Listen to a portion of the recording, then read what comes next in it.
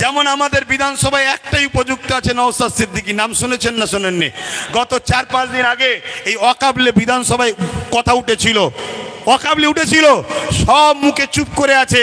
যারা কলকাতায় বিশাল জমায়েত করে চিল্লাচ্ছে সিনিও চুপ করেছিল, কিন্তু নওশাদ সিদ্দিকী সেখানে চোখে চোখ রেখে প্রতিবাদ করেছে, সেখানে আওয়াজ তুলেছে।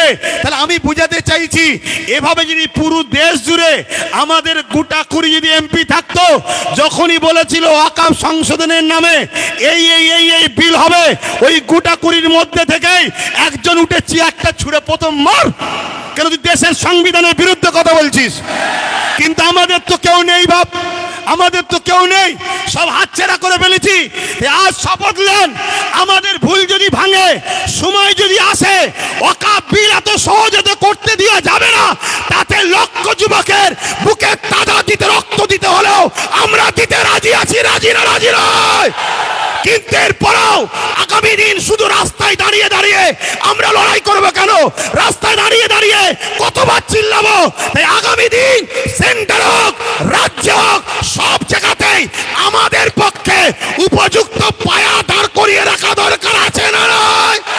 আছে না নয়? অঙ্গীকার করছেন তো নাকি? অঙ্গীকার তো নাকি? আল্লাহকে সাক্ষী রেখে হাত তুলে বলেন, মুনাফিকি নয়, আল্লাহকে সাক্ষী রেখে বলেন। আজকে বড় দুঃখ, আজকে বড় আফসোস, একটা কেউ আমাদের বলার নেই। ওয়াকফ নিয়ে বলবে কে? আমাদের কেউ নেই। মাদ্রাসা সংরক্ষণ, মাদ্রাসা বাঁচাবার জন্য বলবে কে? আমাদের কেউ নেই। ওবিসি, ওবিসি বোঝেন? এই ওবিসি বোঝেন? আকসার লোক তো ওয়াকফ জিনিস কি সেটাই বোঝে না। ওবিসি বোঝেন? ওবিসি হলো একটা সংরক্ষণ, যার মাধ্যম দিয়ে 2-1টা হলেও মুসলমান চাকরি পাচ্ছিল।